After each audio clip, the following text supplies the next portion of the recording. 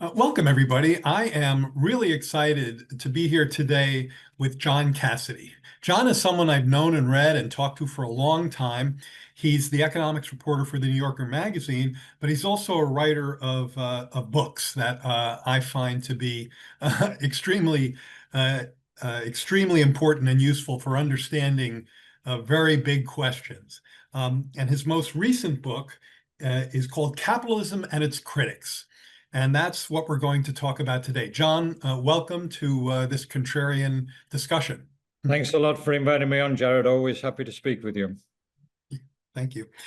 Uh, if you were going to make the elevator pitch for what you were trying to accomplish this book with this book, what would it sound like?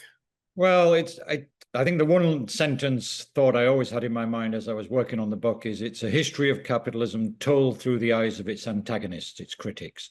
We get most histories told through the eyes of the winners. This one is told through the eyes of the critics, lots of whom ended up on the wrong side of history and couldn't be described as winners.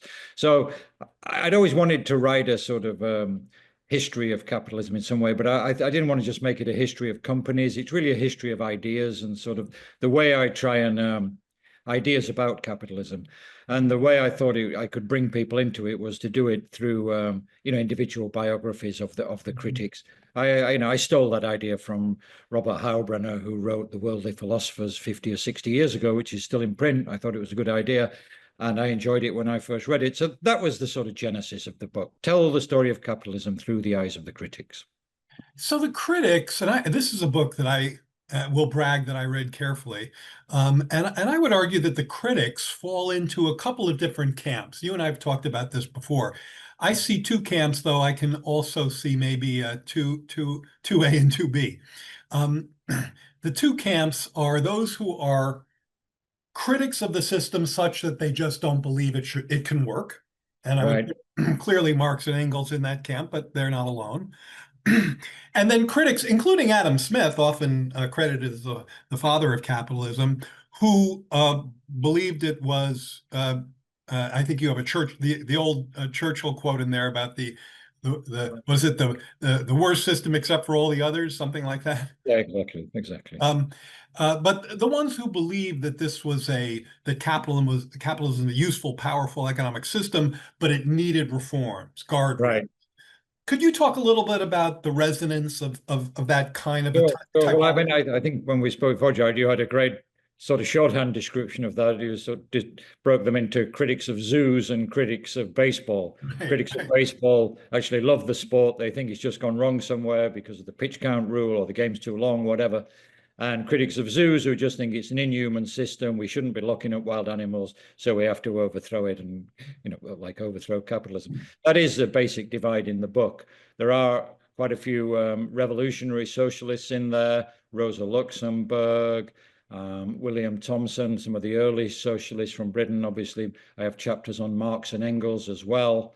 But a lot of the book is taken up by the second camp, the critics of baseball, people like Adam Smith, Keynes, who were basically in favor of capitalism, but thought it had some offensive and self-destructive features which we needed to get rid of, things like monopoly and the tendency towards financial crises, etc.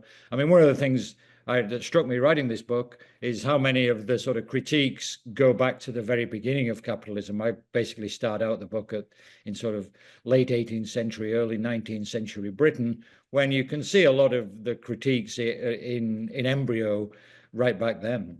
Yeah. Right. Some of the earlier critics, some of the earliest critics were very concerned about monopolies and monopoly power. Right. Exactly. The East Indian Company was a great example. And those are concerns that loom large today. And when I was in the Biden administration, we were pretty aggressive in that regard. We got, very fierce pushback, as Adam Smith and others did in his day.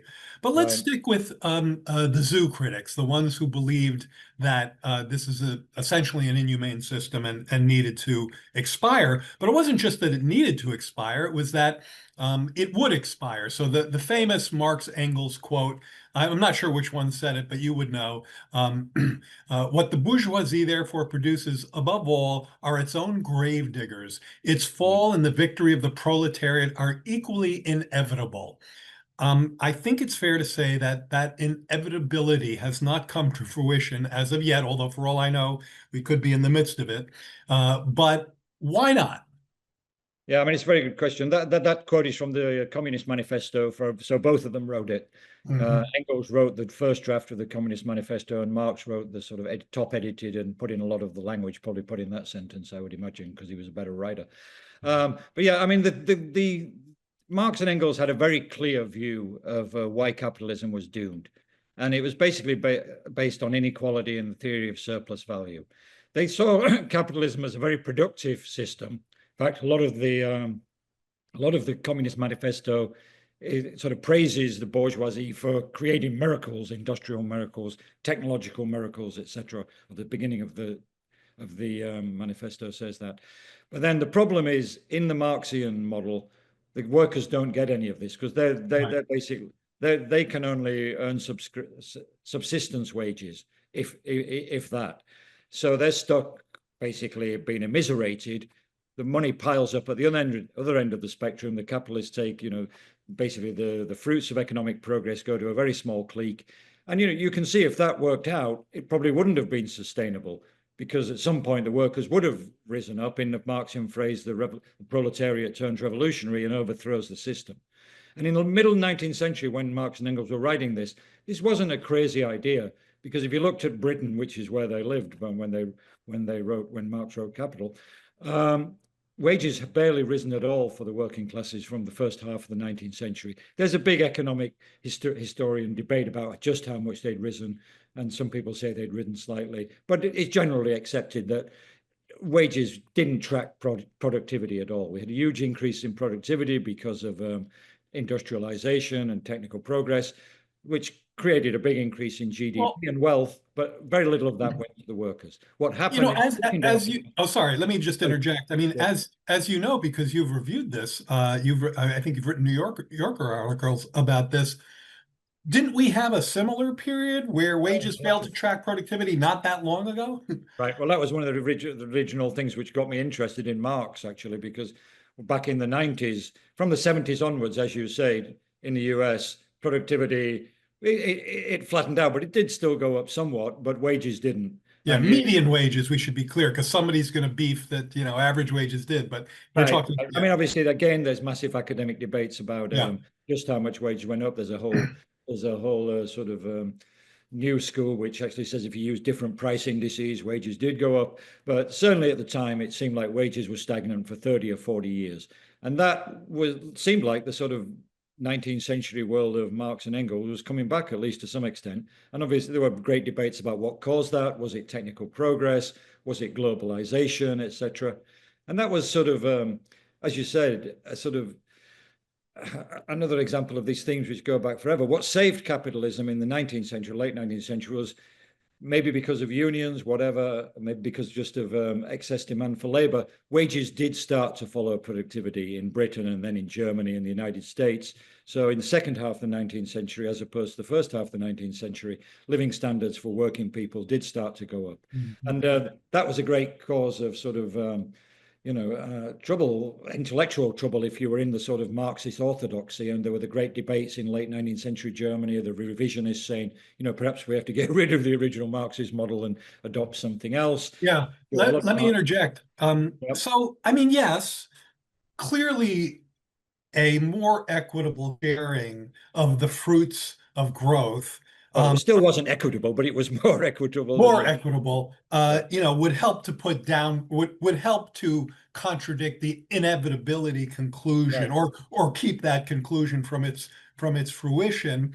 And there's been periods, you and I well know, right, where the distribution of growth has been more equitable and less equitable. right, But I want to take you to a different, I mean, we could go on all day about this, but we have limited time. I want to take you to a different factor from the book that helped disprove the inevitability, again, thus far.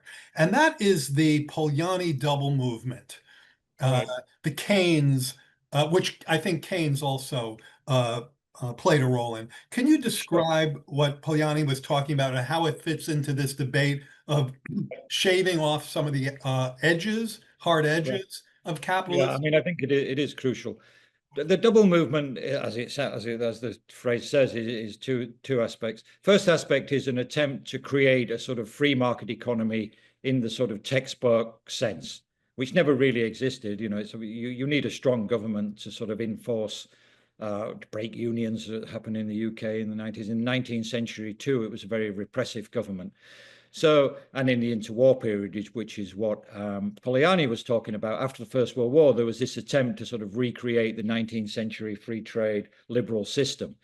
Polanyi said that in itself, it can be disastrous because it leads to extremism, fascism, socialism, which he was a socialist, so I didn't think that was disastrous. But Mhm. fascism, he certainly thought was disastrous, and he lived through it. Mhm. But at the same time, he says these sort of tendencies, the sort of free market, because it's so destructive, it produces countervailing tendencies, and that's the double movement, the rise of labor unions, the rise of government as an ameliorating force. And if there's one sort of theme, I think, running throughout the book, it is that this sort of double movement, is key to everything. The idea that the free market operates by itself is just nonsense, as we know. Yeah. It's been a sort of interplay between government and the market since the beginning, and there are cycles where it moves towards the market, cycles towards bigger government. But I think in historical terms, the growth of government, the growth of the welfare state is clearly what has given capitalism its longevity. The Yeah. idea that you could just have capitalism in the raw forever with no redistribution, no social safety net, I think is, historically, there's no basis for that. Yeah, Polanyi described it as the process of marketization imposed from above, followed by social reforms instigated from below. So you get Exactly. that, top down, bottom up kind of countervailing pressures. And then Yeah. Keynes comes along and explains in great and to my, and I wrote a review of your book and I accused you of coming out behind the journalist's veil of objectiveness and weighing, kind of showing your inner Keynesian a little bit, which I very much appreciate. I think all good economists have an inner Keynesian. Um, Right. and Keynes comes along and says, in fact, if you kind of get the hydraulics right, you can Right. maintain a full employment economy. And if you listen to Polanyi, you can, obviously not everybody gets what they need through a full employment economy. So you have to have another set of social reforms and Right. deal with market failures and unaffordable health care and housing and childcare and so Right. on. So if you were to adopt Keynesian macroeconomics and Polanyi's social reforms to pick up the residual that the folks that don't, why wouldn't that kind of be um, the solution to all that ails us? Yeah, well, I mean, I grew up in an era and you did too, and when it did seem to be the solution. I come from the British Keynesian tradition. I know you come from the American Keynesian tradition.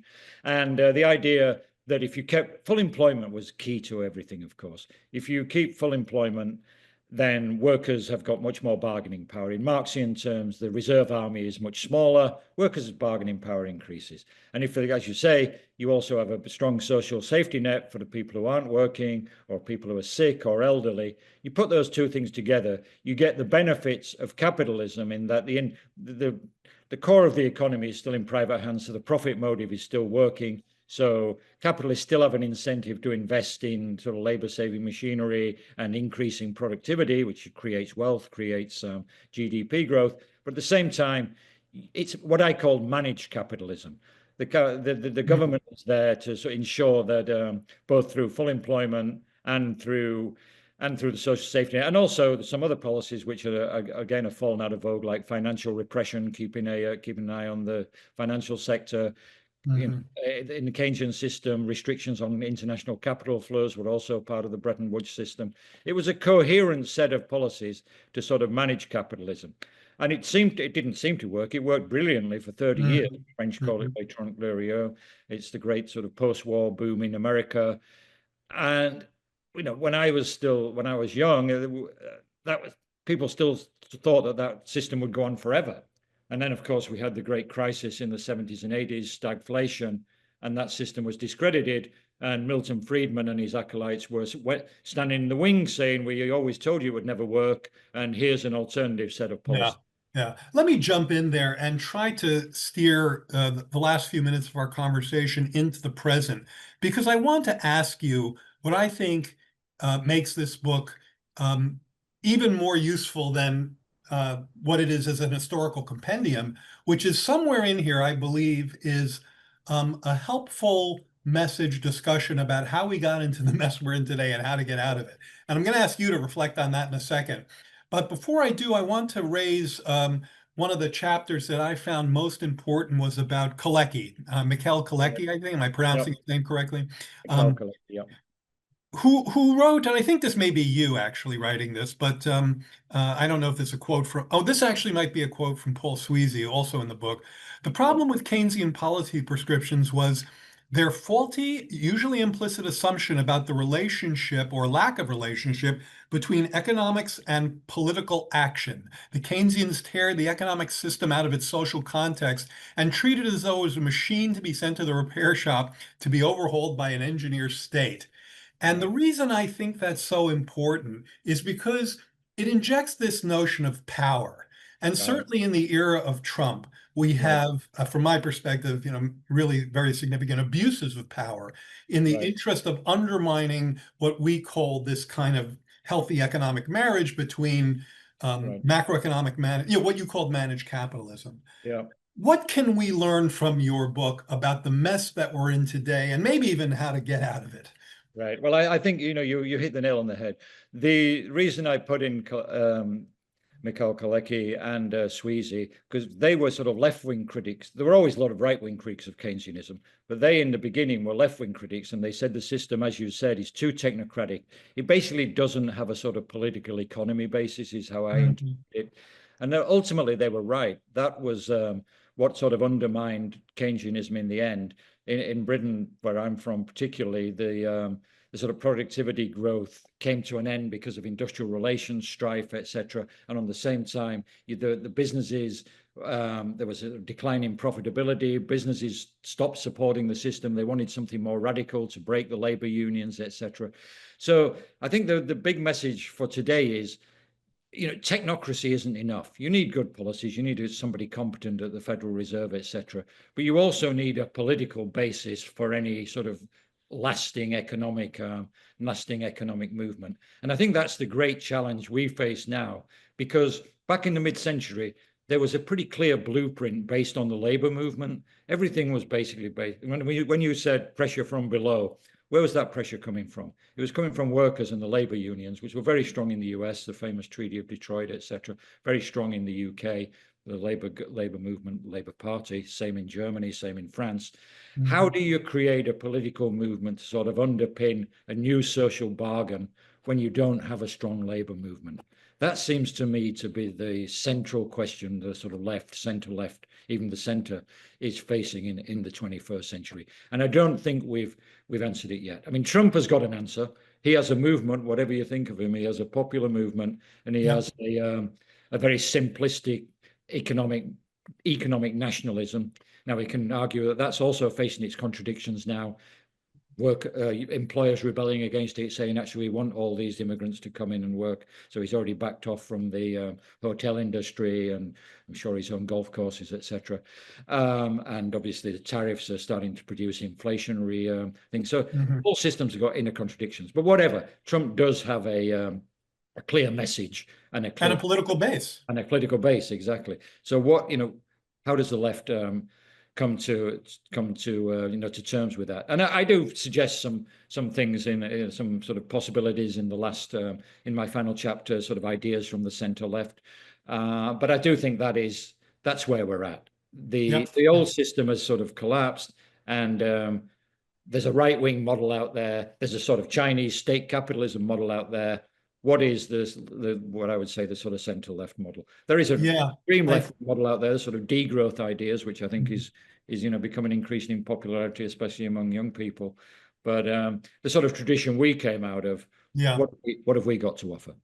I think that's a great place to end. I know that sometimes when I'm arguing on behalf of what um, you're advocating for in your last chapter, I feel like I'm marching in front of a parade and I turn around and there's nobody behind me. Right, exactly. Well, as I say, I think that's, if you were Roosevelt or Yeah, Attlee and people like that, they had the labor movement behind them, didn't they? So that was a yeah. huge difference, I think. Well, John, thank you so much for sharing a few minutes with us here at the Contrarian. And please, everyone who's listening, you will not regret a minute you spend with this book. I think congratulations. And next time we talk, I want to ask you about what's next and what you're thinking about for your next project. Thanks. Well, thanks a lot for having me on, Jared, and much appreciate it. Take care.